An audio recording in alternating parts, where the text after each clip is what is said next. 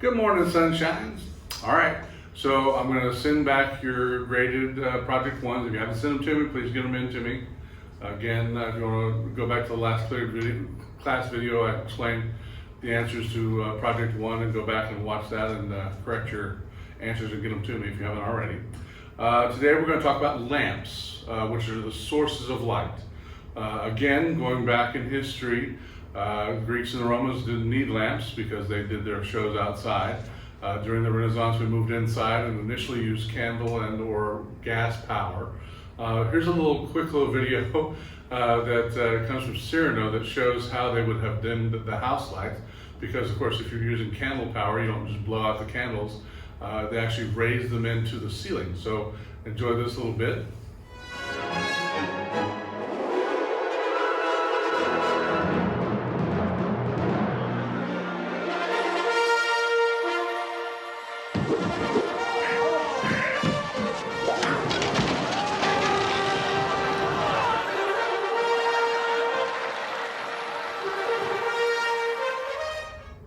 And a little swashbuckling to go along with it. Adds to the excitement. There probably wasn't a whole lot of sword fighting at the beginning of the plays. But the way we measure light, I mentioned this last time, but we'll put it into your notes here. The measure of a light power is measured in lumen, L-U-M-E-N, which again is French for light or candlelight. And again, the way you measure a lumen, the distance of 1 foot away from a candle, the brightness of that candle, and trust me, it's a weird fact, but candles are all the same. 1 foot away, the brightness of any candle is the same. Matter of wax doesn't matter, matter of the size of wick or type of wick doesn't matter. Candle power is candle power. So that's how you measure lumens. And again, as we went inside, one of the first things we learned to use was limestone. If you heat limestone, it will glow very brightly. Now, again, when I first had this lecture, I talked about heating a lime, and somebody went home and heated a lime and said, "Mr. Winkman, limes don't glow." I'm not talking about the lime, the fruit. I'm talking about limestone, which is a chalky lime, and it actually crushes pretty easy. And they would actually take it, crush it to actually add to the brightness of the light, and they would put it into what's called a limelight. You may have heard the phrase limelight, but there's a picture of a limelight and a sort of an impression of what a limelight would look like on stage.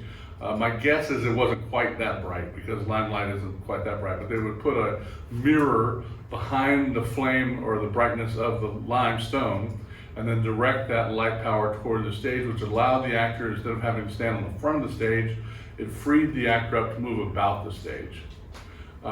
This is again middle of the 19th century technology. You're still using gas powered, but again, one of the things that happens at the end of the 19th century is suddenly electricity. We talked about AC, DC, all that sort of stuff come with the last class period, but suddenly that starts to come into vogue at the end of the 19th century, and theaters were among the first businesses to wire for electricity, simply because it made such an impact on the type of productions they were able to do. The initial lamps that they used are what are called incandescent lamps. Incandescent is a word that means not burning. So the nice thing about tungsten wire, and again, Edison is given credit for inventing the light bulb. The light bulb had actually been around for almost 100 years, 75 years before Edison got a hold of it. The problem was what they had used was a filament. The best thing they had used so far was bamboo. And the way you get the light was through the resistance of the material that's inside of the bulb. And Edison and his group of scientists were the first to discover that tungsten was able to last a lot longer than things like bamboo. And so instead of having a light bulb that lasted 4 hours, you could have a light bulb that lasted a couple 100 hours. And again, the light wasn't typically on all day. You'd use it for 4 or 5 hours a night. And so you're talking about a half a year-ish that this light bulb would work. Yes, but those are the first type of light bulbs and the first type used in the theater. There are 4 basic types of lighting that have been developed. We'll talk about them each individually. Incandescent light we just talked about. I'll talk more about that in a second. Tungsten halogen lamps is a great improvement. It still uses the idea of the resistance of the tungsten to work, but you introduce halogen gas as opposed to having a vacuum or other gases in the bulb. You add halogen gas and we'll go more specifically over this in a second. But what that does is it causes the tungsten unites with the halogen and seeks a heat source, which of course the coil is the hottest thing in the lamp, and so it redeposits the tungsten back onto the tungsten coil and 10 times the lives of the lamps. It also causes a lot more heat and a lot more problems, but we'll talk about that in a second. An arc source is when you bring into proximity, it's sort of like welding.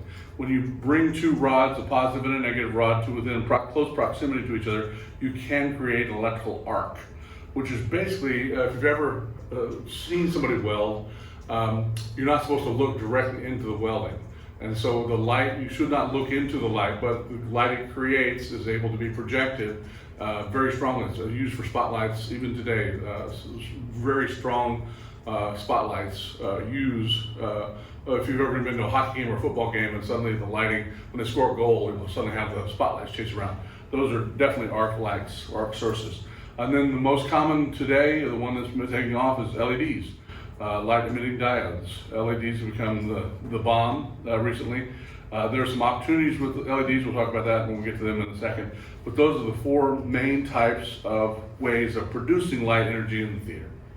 Tungsten, halogen, incandescent lamps, arc lamps, and LED lights. Yes? Now, first of all, let's talk about, you have always called it a light bulb until today. From now on, as a lighting person, you need to call it a lamp. I know that you think a lamp is something that goes on a side table that you turn at night, or something that stands next to your bed at night. But that, in theatrical terms, the bulb is a part of the lamp. A lamp consists of three parts, and this is answer one in question two, or problem two. Yes? All I want you to do is this diagram that Cody's showing you here. Draw yourself a light bulb, a nice little bulb, nice little screw base, nice little filament, and label the bulb, the base, and the filament, just like the drawing is there. That's the answer to question one. You're welcome. Yes? But I want you to understand that there are three components of a light bulb. Yes, or a lamp, as we're going to call it from now on. The bulb itself, the base, and the filament. Okay? Now, we're going to go through and talk about each of those three elements independently, because they each developed at different times over the course of the last 100 years. And each one you can recombine with the other in order to create an entirely new, different lamp. Yes? Again, Edison made a great deal of profit, and one of the things they also learned is the more tungsten you put into the filament, the brighter the lamp burned. Yes? So initially, Cody's going to zoom in on this little filament type chart, but you can see the initial filament was what was called an S2, where they just took a wire and ran it across from one diode to the other. But then they learned that if you took that wire, and instead of just having a wire, you coiled the wire, you created a lot more surface, you made a spring out of it, then you could add the amount of light intensity grew enormously, because you had that much more tungsten that's resisting the voltage coming through the filament. Yes? And so they developed several styles in the early teens, 20s, of different types of coiled filaments. Yes? Now, the biggest advancement after the coil is what's called a C13. The problem with this drawing is it's flat. All those other filaments up into the C13 are all planar. Yes, they're all one side to the other. The drawing does very good showing them how they work. One of the things about the C13 is that it became a circle. Yes, and that's what the drawing is trying to show you, is that it's called a barrel. It was developed during the 20s, and again, you suddenly had twice the amount of light energy created with the same amount of voltage, because you now had twice. Not only was it going up and down now, and not only was it coiled, but it also was going in a circle inside of the lamp. Yes, and so that was the next innovation. After the World War, the monoplane developed. The monoplane MP there is where it goes up and down, not necessarily in coil, but just tightly packed together. And then the biplane happened just after the war, and that is where you take it and just have one slightly in front of the other. The thing about what made a monoplane brighter than the C-13, because the C-13 was a barrel. The C-13 spread the focal point too far away. And if you're going to have a reflector to use as a lighting instrument, the more you can concentrate the electrical energy in that focal point, the better the reflector is going to be at creating light. So while just as a light bulb, the C-13 created as much light as the monoplane created a much brighter stage light because more of the filament was packed into the focal point right in the middle. Whereas in the barrel, the C-13, it was spread around a little bit. Hopefully that makes sense to you. But again, each of these were innovations that happened before the 60s. In the 60s, they developed the king of all filaments. It's called the CC8. The CC8, they learned if you took the coil and you coiled the coil and you took it and you had all the measurements in lighting are given in eighths of an inch. I have no idea why. It makes no sense why, but it's true. So what a CC8 is, it's a coil to coil that is 1 inch long from one end to the other. So for instance, just to give you an example, that's a monoplane, coil. Okay, so let me just give you, there's a biplane. I don't know if you can focus in on that, but you can see there's 2 planes. This is a biplane that's broken, which is why I have it here. Here's a CC8. So there's a CC8, a coiled CC8, 1 inch long, and you see the coil is coiled. Again, I don't know how close you get in there, Cody, but hopefully that's visible. Yes? So again, over time those developed, I would say until we get to the tungsten halogen cycle and the redepositing, the CC8 is king. And even now, with tungsten halogen, the technology really hasn't progressed, except for LEDs, beyond the coil to coil. Cool. Let's talk about bulbs.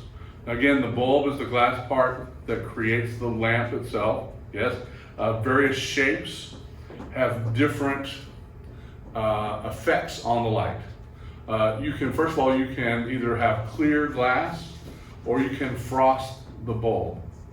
Yes, and what frosting the bulb does is it spreads the light. So if you're using a Fresnel, for instance, you might consider a frosted lamp. The problem with frosting, the heat intensity is so great in these bulbs that they really just create soot. And so for most theatrical lighting, frosting the bulb is not an option. For your home use, when you're talking about 100 watts, 200 watts, 500 watts, you're not going to be that, it's going to be brighter. When you get to 1,000 watts, it's going to cause problems because it's going to burn it, singe it. There's just not materials that can withstand that kind of heat energy. And so for the most part, the bulb part of the lamp is clear. First of all, just the biggest ones, the A is what's called arbitrary, is your normal light bulb. It's the easiest one for a glass blower to make. You just blow into the end of the glass tube, it makes a little bulge, you cut it off, there you're done, right? One of the things we use quite often are the flame bulbs, especially for candles and things like that, to make it look like for chandeliers, to make it look like it's on fire or there's lit things there. You have the T, the tubular lamp, the bulb is the most popular, by far. Again, you may see something called a T4.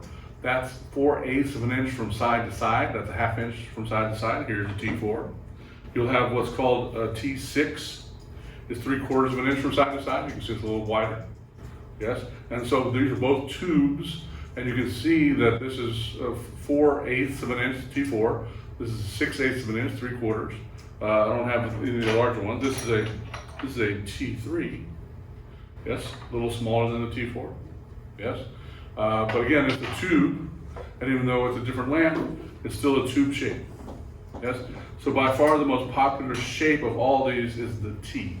Pear-shaped is PS, pear. You can see that there's a little bit smaller neck on the P than on the arbitrary. The globe is a circle. The PAR, par lamp, part of the parabola is a shape that we'll talk about a lot from here on out, especially when we get to reflectors. But the great thing about a parabola, it's the shape of, if you have a satellite dish, that's the shape a satellite dish is. One of the great things about a parabola, a par can, is that you have the reflectors gathering light or sending light from a single source, and the rays come out parallel. Your car lights are all par lights because you want an even, nice wash straight across to see the deer in the headlights. Yes, and so that's what a par light does. It gives you a nice, even wash, straight beams, and so that's where the parabolic is over there to the right, bottom right. Again, hopefully Cody's been able to hone in on these, but by far the tube T-shape is the most popular. Just real quickly, one of the things that they discovered was they leave the little bump at the end, excuse me, I'm calling it a little tip. One of the things that happens is that the soot that develops here will actually deposit within that little tip at the end, and so it keeps the lamp, the bulb part of the lamp clearer by having a place for the hottest place to rise. So most lamps that have these little bumps on the end burn best what's called base down. If you put the base, if you can hang the instrument to where this is down, that collects the soot, and so this will burn cleaner and longer. You can see in this this is meant to go into a cyclite, which hangs sideways, and you can see that it's best for they've kept the little bump that way, and it's best, it'll last longer and cleaner if you align it in that direction when you hang it, yes? We'll talk about what type of lamp connector those are in a second. But that's just, again, for advanced knowledge, the lamp will work fine if you get it plugged in, all that sort of stuff. Okay, so we talked about the filament, we talked about the bulb, let's talk about the bases. Yes, there are four base sizes, four bases, four different ways of attaching the base to the instrument, and there are 5 sizes. This is the answer to question number 2 on your report. First of all, let's just go with the bases. A screw base is like your normal light bulb, the one you change at home. Just got to screw it. I don't even have an example one because we so seldom use it in the theater. And the reason we don't use it in the theater is because it doesn't necessarily align the filament with the reflector. All these other things we're about to show you do a very good job of making sure the filament is in the exact focal point of the reflector, which when we talk about reflection in the next class period, you'll see is a very important part of the way the lighting instrument works. Yes, it uses all the light energy. Okay, so you've got screw base, you have a bipost, here you go, I'll use it in the right order. This is a bipost, again, 2 posts. The nice thing about it, because it's AC, alternating current, doesn't matter whether you put it in this way or put it in that way. The alternating current goes both ways, right? Now, you can see there's a little crimp there where it fits into the lighting instrument, fits nice and snug. Yes, again, the reason you want it, A, so it doesn't fall out, but B, so that this filament is in the right alignment to the focal point. Yes, pre-focus base. Pre-focus base has 2 flanges on either side. One is a little larger, one's a little less, and so you can only fit this into the instrument one way. And then once you've put it in, you push down on it, there's a little spring mechanism, it turns a quarter turn, and it is locked into place. And you can see that when you put it locked into place, the filament is aligned perfectly with the reflector.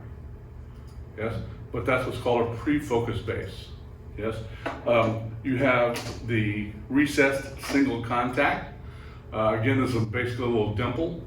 Imagine if you're changing your toilet roll wheel. That's exactly the way this works. It pushes in the spring on this side, pushes in the spring on that side, creates contact with the 2 pins there. And again, if you can get that little tip facing up, it'll last longer. Yes, but that's a recessed single contact. Now, as far as the sizes of the base, there are 5 sizes. A mogul base. Oh, let's talk about this is a pin base as well. This is for a par light. This is your par lamp. The great thing about a par lamp is that it's all self-contained. It's got the filament in there. You have the lamp in here. You have the reflector right here. And so that's why when we say we use it outdoors, all you need is a tin can to put this in, really. I mean, I don't know that I can do this. I don't want to blow up the world. But I think I could plug this into the wall socket because that's the type of pin it is, and it would work. Yes, and so it's very durable, but that's why it's used for the outside lighting. Again, there's an example of a par lamp. Yes, again, it's got a quote CC8 filament in it. The 5 sizes are mogul. which is 1.5 inches. Those aren't typically used in today's lighting instruments. They are 1.5 inches is just very large. And so instruments back in the 60s, they thought that bigger was better. So they would create, if you've ever seen television lights, they're enormous sizes, create an enormous amount of light output. That tends to be too much for theater purposes, but in television and film where they need a lot of light energy, that's where you'll find mogul bases, instrument bases. A medium base is 1 inch, so both of these, even though that's round and this is flat, they're both 1 inch in diameter, from length from side to side. So these are medium bases, both of them, which is 1 inch.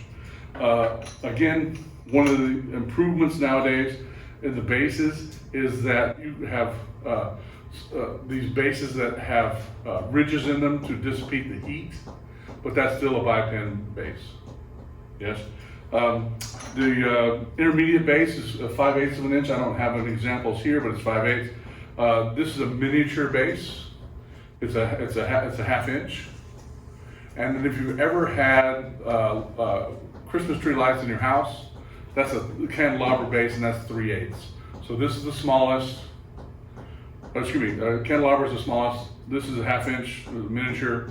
Then you have intermediate at 5/8, medium 1 inch, mogul 1.5 inches. So the answer to question 2 are those 5 sizes and those 4 base types. And again, you can mix and match. You can have a mogul pre-focus, you can have a mogul bipost, you can have a mogul screw, you can have a candelabra pre-focus, etc., etc. Recessed single contact. I don't think I've ever seen a mogul preset single contact, but theoretically you could have one. I'm sure there's a light out there somewhere that needs that huge of a light.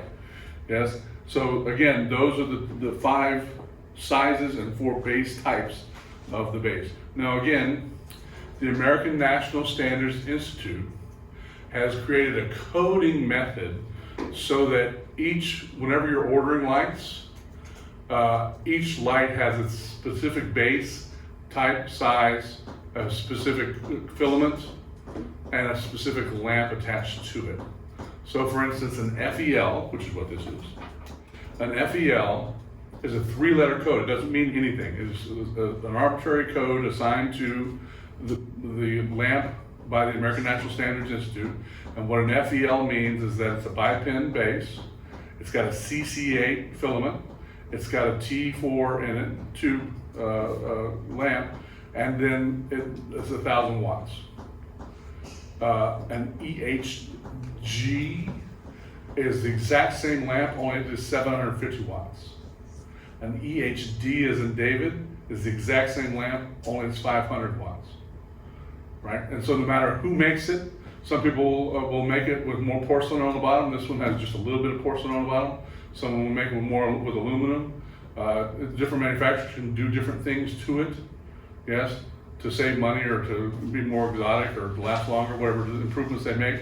But the rules about the size of the base, the type of filament, the type of lamp are all the same for an FEL. Yes.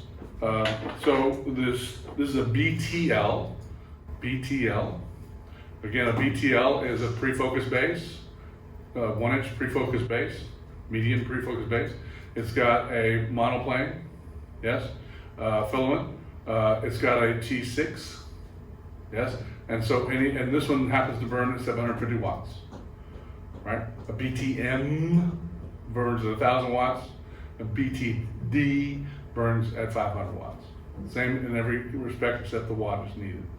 Yes, and so that's the American National Standards code for each lamp, and again, that is set by the American National Standards, and that's the way you order lamps. You use their code, and you call the company and say, "This is what I want," and then different companies will sell you different lamps. Cool. All right. The next thing I'm going to show you there is the color temperature scale in Kelvin. There was a scientist, Dr. Kelvin, who discovered. He said, "You know what? I'm tired of talking about things like blue and yellow and red. I'm going to come up with a scale that defines them specifically to a piece of lead." So he took a piece of pig iron and stuck it on a stove and heated it up and took a picture of it at every temperature. And the temperature was, I don't know if you've ever had an oven in your home that was electrical, where you, as the pilot or the coil heated up, electrical oven, Around 1,000 degrees, you can look at that little temperature scale there, it became that color red. Around 2,000 degrees, that little plate would become a little orange. Around 3,000 degrees, it becomes a little yellow. Around 4,000 degrees, it starts to turn a little green. Around 6,000 degrees, it starts turning a little blue. My guess is because your stove is not made out of pig iron, by that time it would also have melted. Because of the impurities that are in the stove. So don't try this at home. But you can see that what this color temperature scale in Kelvin does is it gives us a nice reference point so that a candlelight burns at about 1,000 degrees Kelvin. Tungsten lights, the regular tungsten lights from Edison, burn at around 2,500 to 2,000 degrees. The tungsten halogen, which we'll talk about in a second here, burn a little brighter, around 3,000 degrees, 3,200 degrees. These fluorescent tubes, we talked about this last time, burn at around 4,500 degrees. An overcast day, if you have a few clouds in the sky, is around 7,000 degrees. Color temperature Kelvin. And a pure pale blue sky with nothing in the sky is about 10,000 degrees Kelvin. But again, that's all based on this color temperature scale that this Dr. Kelvin came up with. Again, this happened in the early part of the 20th century in order so that colors could all be called the same thing. So if you see a color temperature, that's what it's referring to as the temperature scale. That picture right there is the answer to question 3. Yes, just replicate that picture. All right, let's talk about the tungsten halogen cycle. Again, in the 70s, it was discovered that one of the things that could best increase the life of a lamp was by adding halogen gas into the tube as opposed to having some other inert gas in there or being vacuum. First of all, there's a little diagram here that I'm sure Cody will be able to show you. As the light bulb turns on and heats up, little pieces of tungsten release into the atmosphere of the inside of the tube. Those little pieces of tungsten the scientists discovered, will unite with the halogen atoms, and that little new thing will seek out a heat source. And again, the hottest thing in the light bulb is the filament. And so each piece of halogen would then redeposit itself back onto the filament. And again, whereas a normal tungsten lamp would burn around 400 hours, 400 hours. That's a really long-lasting tungsten bulb. 200 hours is a good one. But some of the tungsten halogen light bulb or lamp is lasting thousands of hours. Yes. Now the problem becomes it's twofold. The heat that's involved in that is enormous, and so one of the things they discovered was that in order to keep the glass from melting, they had to infuse little bits of quartz into the lamp. Okay, so now instead of just being pure glass, you have little bits of quartz in your lamp. So instead of tungsten halogen lamps, you may have heard of quartz lamps. It's the same thing. If you have a quartz lamp, the reason you have a quartz lamp is because you have a tungsten halogen lamp. The heat involved in that process of reuniting the halogen with the filament causes that lamp to have to be hotter. Now the problem for us becomes that if you touch that lamp with your fingers, the oil you have placed on that lamp will also heat up, and maybe 100 hours in, 200 hours in, eventually it's going to heat up to the point where, depending on how often that lamp is on, it will burst. It will cause a weakness in the lamp. And so when you are dealing with tungsten halogen lamps, you always clean it very thoroughly, a little bit of ammonia, a little bit of alcohol on the lamp. And then when you hold it, you always hold it by its base. There are little pieces of sponge that come with most lamps when they're delivered. And so one of the things you can do is hold it by the sponge to put it in, get it in position, and then let go of it. But this sponge will not affect or leave soot on this lamp. Yes? And so again, with tungsten halogen lamps, it's a brighter burn. They're more expensive. A tungsten lamp will cost you around $19, $18 a piece. A tungsten halogen lamp is going to cost you $30, but it will last 10 times as long. So again, if you have the money to initially purchase a tungsten halogen lamp, TH lamp, or quartz if you want to call it that way, the initial investment is going to be more. If you're working one show and you just got to get out of there and you want to spend as little money as possible, just buy the tungsten lamp. They still sell them. Yes? But the tungsten halogen lamp will burn longer and last longer and is better, in the end, a better deal.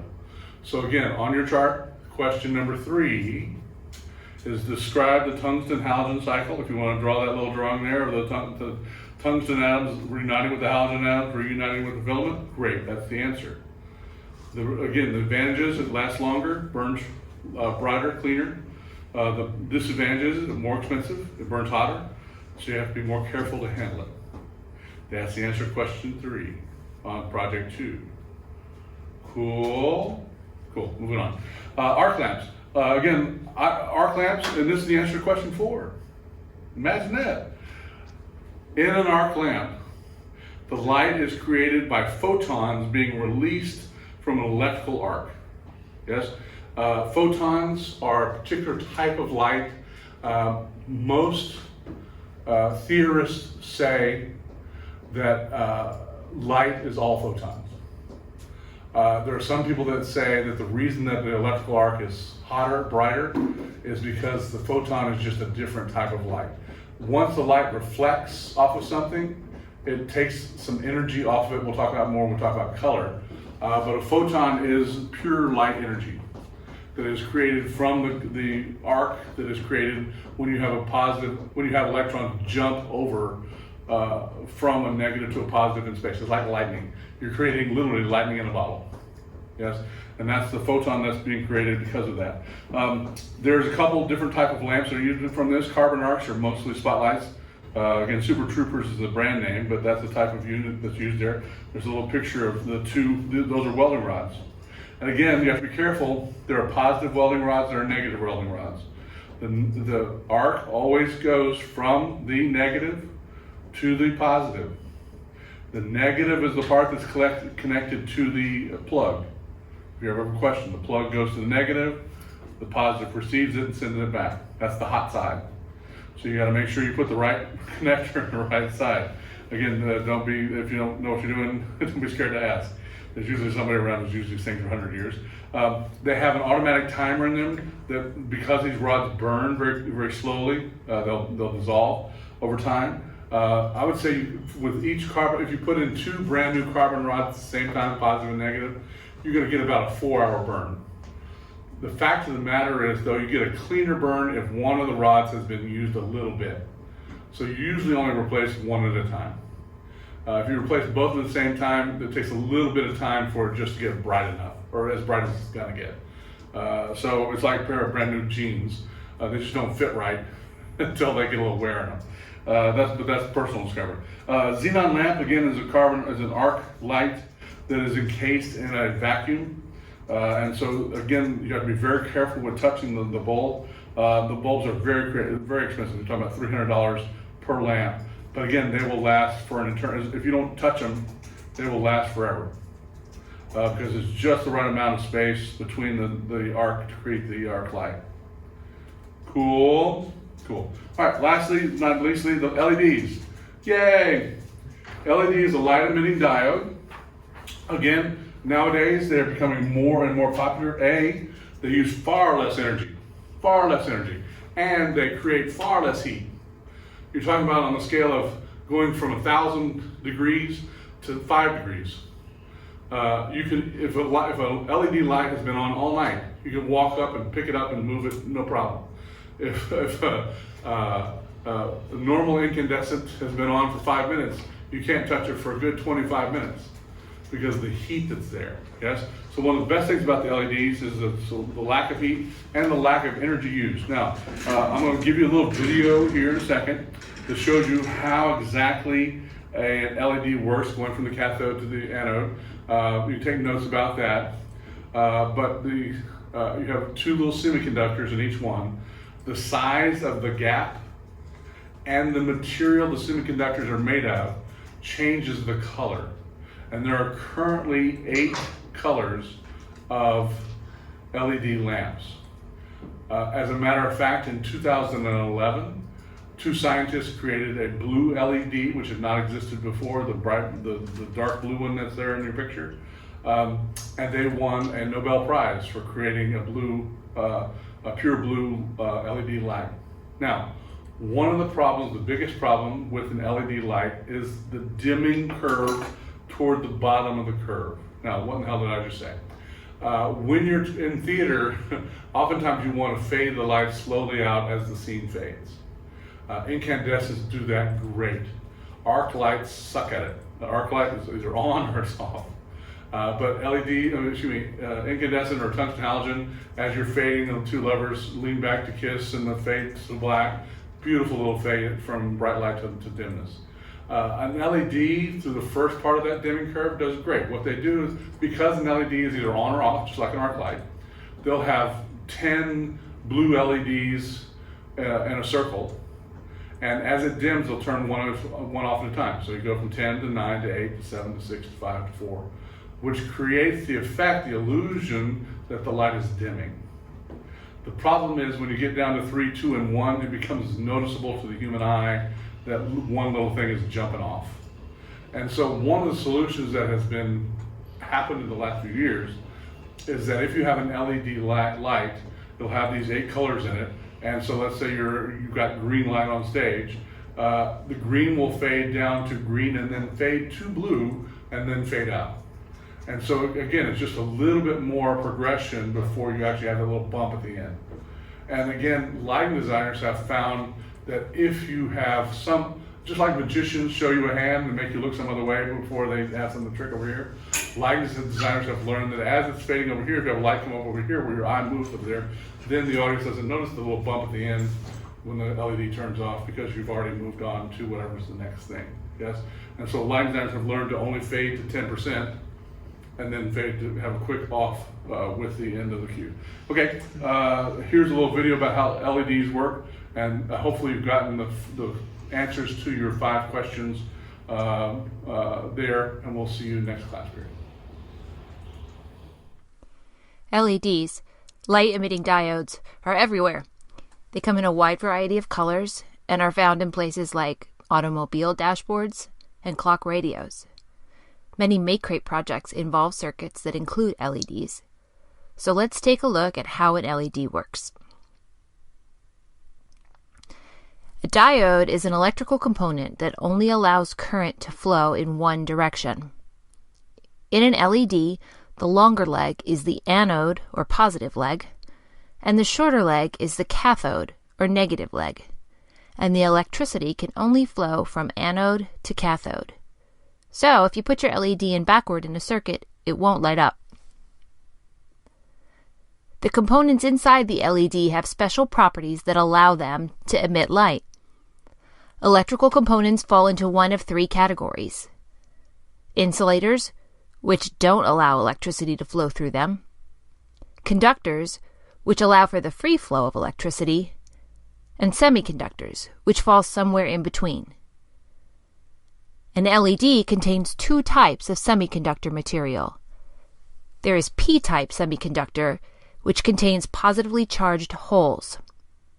The N-type semiconductor contains negatively charged electrons. As the electricity tries to flow from anode to cathode through the semiconductor materials, the holes and the electrons react, and they begin moving towards each other. When they interact with one another, energy is released. That energy releases in the form of light, and that is what we are seeing when an LED lights up.